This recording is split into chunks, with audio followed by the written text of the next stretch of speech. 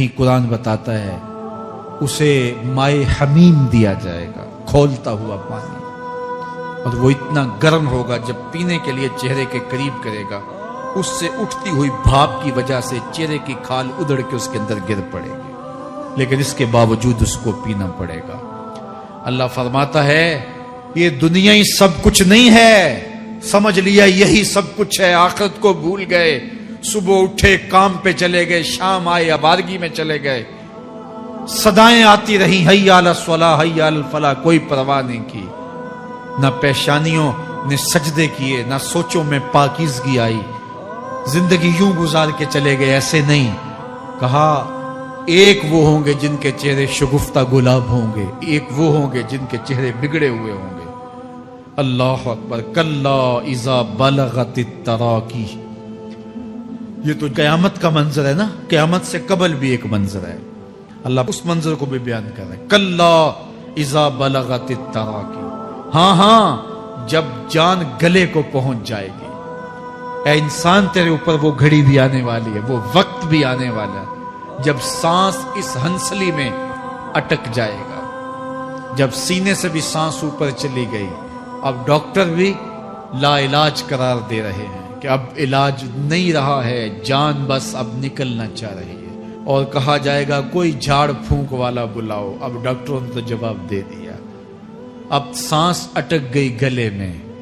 چند لمحوں کی مہمان ہے، اب ڈاکٹروں نے کہا اب ہماری جانب سے لا علاج ہو گیا، اب لے جاؤ اس کو گھر یا وینٹیلیٹر پہ ڈال دیتے ہیں اس کو، بس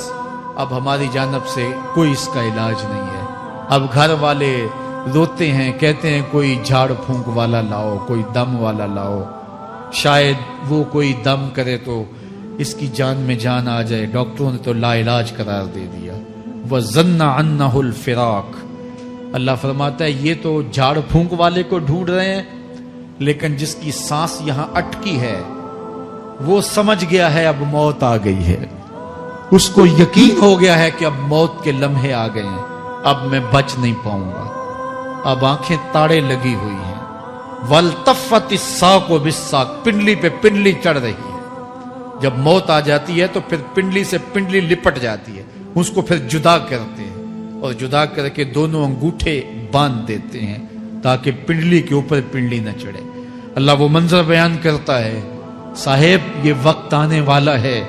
جب دونوں انگوٹھے باندھ دیے جائیں گے، جب ناک میں روئی ٹھونس دی جائے گی، جب چٹے لباس میں کفن دیا جائے گا، جب غسال کے سامنے بے بس پڑے ہوں گے،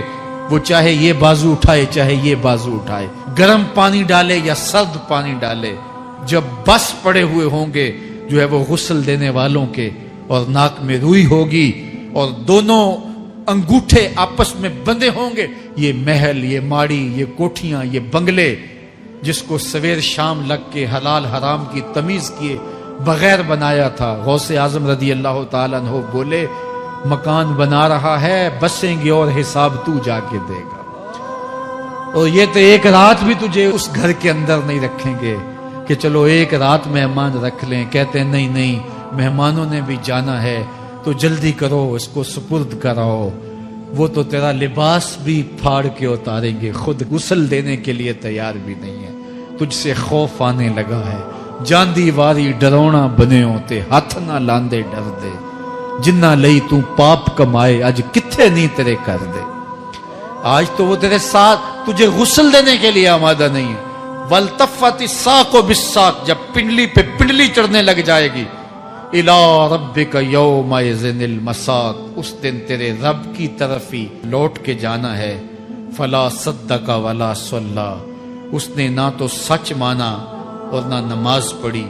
وَلَٰكِنْ كَذَّبَ وَتَوَلَّىٰ، ہاں جھٹلایا اور منہ پھیر کے چل پڑا۔ ثُمَّ ذَهَبَ إِلَىٰ أَهْلِهِ يَتَمَطَّىٰ، پھر اپنے گھر کو اکڑتا ہوا چلا۔ اولا لک فاولا ثم اولا لک فاولا، تیری خرابی آ پہنچی، ہاں تیری خرابی آ پہنچی۔ ایحسب الانسان ان یترک سدی، انسان دنیا میں یہ گمان کرتا ہے اس کو سدا چھوڑ دیا جائے گا۔ سدا عربی میں ایسے اونٹ کو کہتے ہیں جس کی مہار کسی کے ہاتھ میں نہ ہو، شترے بے مہار، جہاں مرضی جس گھاٹ سے چاہے پانی پیے، جہاں سے مرضی چارہ لے، تو شتر بے مہار کو کہتے ہیں سدا.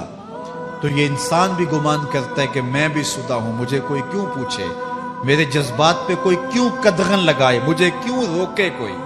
بالخصوص جوانی کے ایام کے اندر جوان کو بڑا ہوتا ہے کہ کوئی مجھے کیوں, وہ تو ماں باپ کے کہنے میں بھی نہیں آنا چاہتا, وہ کہتا ہے کیوں مجھے روکتے ہیں, میری جوانی ہے, میرے جذبات ہیں, مجھے آزادی سے جینے دو, کیوں میرے راستے میں رکاوٹ بنتے ہو, میں سدا ہوں. اللہ فرماتا ہے نہیں, ایک اونٹ تو سدا ہو سکتا ہے جس کو میں نے اشرف المخلوقات بنایا ہے, اس کو تو سدا نہیں چھوڑوں گا, اس کو تو پابند بناؤں گا حکام کا. اب وہ کہتا ہے کہ نہیں نہیں, یہ کیسے دوبارہ اٹھائے جائیں گے. اب دوبارہ وہی بات پھر آ گئی, الم یک نطفۃ من منی یمنا. اللہ فرماتا ہے ایک بوند تھی نا, پانی کا ایک قطرہ تھا جو رحم مادر میں رکھا گیا, ثم کان علقہ, پھر وہ پانی کا قطرہ لوتھڑا بنا, فخلق فسوی, پھر اللہ نے اسے پیدا فرمایا اور پھر ٹھیک ہموار کیا, فجعل منہ الزوجین الذکر والانثی, پھر اس سے وہ جوڑ بنائے, کوئی مرد بنایا کوئی عورت بنائی. کہا اب غور کر, اب تیری آنکھیں دیکھتی ہیں, بجلیاں چمکتی ہیں, تیری زبان کا طوطی بولتا ہے, لوگ اشش کرتے ہیں تیری گفتگو پہ, تیری گفتار پہ صدقے جاتے ہیں, تیرے لہجے کے جمال کو دیکھتے ہیں, تیرے سینے کا زور, تیرے پنجوں کی طاقت, تیری دماغ کی تیزیاں اور تیری سوچوں کے اجالے, تیری زوردار ٹانگیں, تیرے کڑیل بازو اور تیری چوڑی چھاتی اور تیرے گلاب کی پتیوں جیسے ہونٹ. اے انسان, یہ سب کچھ کہاں تراشا گیا؟ ماں کے رحم میں, اس تاریکی میں جو 3 پردوں میں تھی. تیرا سر تیرے گھٹنوں میں تھا اور تیرے رب نے وہاں تیرے اندر نسوانیت یا رجولیت کی صلاحیتیں پیدا کی, تیری آنکھوں میں چمک پیدا کی, تیرے کانوں میں نغمے بکھیرے, تیری زبان کے پٹھوں پہ قوت ذائقہ رکھی, تجھے بولنے کی صلاحیت دی, تیرے پنجوں میں زور رکھا. آج تو مفتی شہر ہے, آج تو علامۃ الدہر ہے, آج تو قاضی القضات ہے, آج تو منسٹر ہے, آج تو وزیر اعظم ہے, آج تو پہلوان ہے, آج تو شہزادہ ہے, آج تو بادشاہ ہے, آج تو زوراور ہے, آج تیری طاقت کے کیا کہنے. آج شیروں کو تو نچا لیتا ہے, ہاتھیوں کو تو بٹھا لیتا ہے, آج تو بڑا زوراور گھڑ سوار ہے, آج تیری طاقت کے کیا کہنے. تو کشتی کرتا ہے, زمانہ دیکھنے آتا ہے, آج تیری طاقت کے شوہرے ہیں, تیری عظمت کے تنتنے ہیں. لیکن انسان, تو ایک ناپاک قطرہ تھا اور رحم مادر میں تھا. تیرے اندر یہ رنگ کس نے بھرے, تیرے کانوں میں نغمے کس نے رکھے, تجھے دماغ کی قوتیں کس نے دی, زبان کو بولنا کس نے سکھایا, آنکھوں میں توانائیاں کس نے رکھی, تیری زبان کا طوطی بولتا ہے, یہ سلیقے کس نے دیے. پھر اللہ فرمایا, کتنا زوردار بیان ہے, الیس ذالک بقادر علی ان یحیی الموتى. جو ماں کے پیٹ میں ایک نطفے کو ایک خوبصورت انسان بنا سکتا ہے, ہڈیوں کو جوڑ کے دوبارہ انسان نہیں بنا سکتا. کیا وہ دوبارہ تجھے کھڑا نہیں کر سکتا اپنے سامنے پیش ہونے کے لیے, جس کے حکموں کو تو نے توڑا ہے, جس کے فرامین کا تو نے مذاق اڑایا ہے؟ کیا وہ اتنا ہی بے بس ہے کہ اپنے حضور تجھے جو ہے وہ کھڑا ہی نہیں کر سکتا ہے؟ جس رب نے تجھے ماں کے شکم میں شکل دی. حضرت شیخ فرید الدین عطار بولتے ہیں, سانے کستی سلاتی می شود, ایسا کاریگر ہے مٹی سے بادشاہ بنا ڈالتا ہے. اس نے مٹی سے دارا و سکندر بنائے, اس نے مٹی سے جو ہے وہ رستم و سہراب بنائے, اس نے مٹی سے کیا کیا بنا دیا جو مٹی سے بادشاہ بنا سکتا ہے. جو نطفہ رحم مادر سے جو ہے وہ شکل اور صورت اور رنگ اور جمال بنا دیتا ہے. تیری صورت نکھرتی ہے, تیرے ہونٹ گلابی ہیں اور تیری نرگسی آنکھیں ہیں, تیرے ریشمی بال ہیں اور تیری خوبصورت رنگت ہے. تو چال چلتا ہے تو لگتا ہے قیامت چل رہی ہے. تیرا قد رانا جو ہے وہ سنوبر کو شرماتا ہے. تیری گفتار کے تنتنے ہیں.